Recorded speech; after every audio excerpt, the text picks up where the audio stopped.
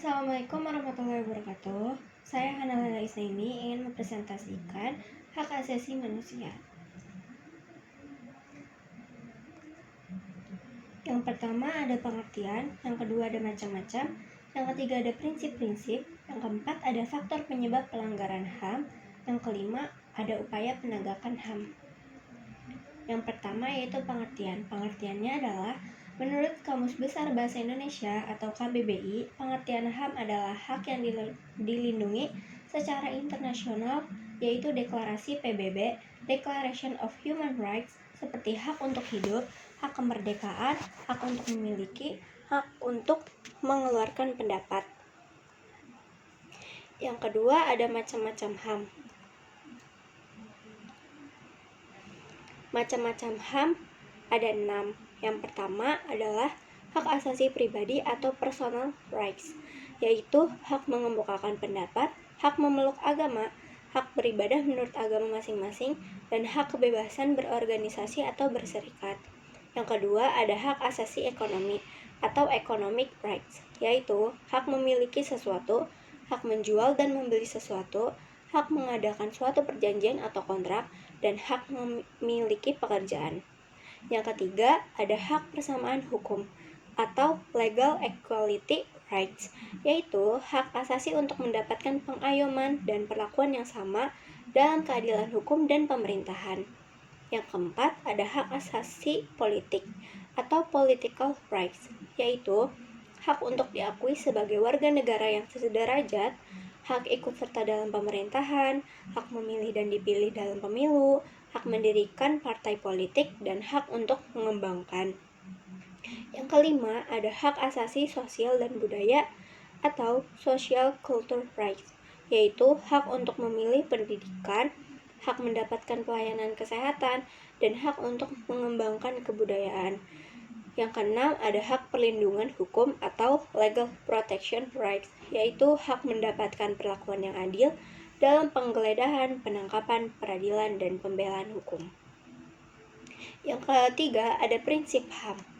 Prinsip HAM ada 6, yaitu yang pertama yaitu universalitas atau hak asasi manusia harus diberikan kepada semua orang tanpa kecuali. Yang kedua ada tidak terpisahkan, yaitu hak asasi manusia tidak terpisahkan dan saling tergantung, yang berarti bahwa untuk menjamin hak-hak sipil dan politik. Yang ketiga ada partisipasi, yaitu setiap orang memiliki hak untuk berpartisipasi dalam proses pengambilan keputusan mengenai perlindungan hak-hak mereka. Yang keempat ada akuntabilitas, yaitu pemerintahan harus membuat mekanisme akuntabilitas terkait dengan upaya penegakan hak asasi manusia. Yang kelima ada transparansi, yaitu keterbukaan tentang semua proses informasi dan pengambilan keputusan yang berkaitan dengan penjaminan hak-hak warga. Yang keenam ada non-diskriminasi, yaitu hak asasi manusia harus dijamin tanpa diskriminasikan atas dasar pertimbangan apapun. Yang keempat ada faktor penyebab pelanggaran HAM. Faktor penyebab pelanggaran HAM terbagi menjadi 2, yaitu internal dan eksternal. Yang pertama ada internal. Internal itu ada 6. Yang pertama, sikap egois. Yang kedua, tingkat kesadaran HAM yang rendah.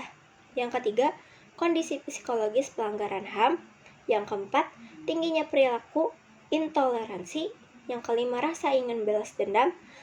Yang keenam, kurangnya rasa empati. Sekarang yang eksternal. Yang eksternal ada 6 juga. Yang pertama, penyalahgunaan kekuasaan.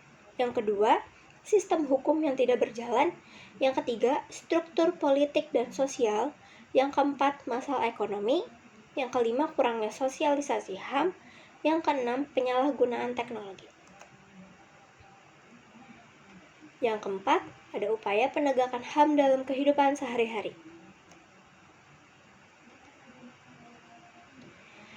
Upaya penegakan HAM dalam kehidupan sehari-hari, yaitu ada menghormati hak-hak orang lain, menyebarluaskan informasi mengenai penegakan HAM, melaksanakan hak asasi yang dimiliki dengan penuh tanggung jawab, menghormati setiap keputusan yang ditetapkan oleh pengadilan dalam kasus pelanggaran HAM, membantu pemerintah dalam upaya penegakan HAM, dan mematuhi instrumen-instrumen hak asasi manusia yang telah ditetapkan.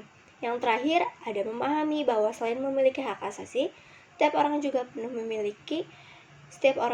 memiliki kewajiban asasi yang harus dijalankan dengan penuh tanggung jawab. Sekian dari saya, kurang lebihnya mohon maaf. Wassalamualaikum warahmatullahi wabarakatuh.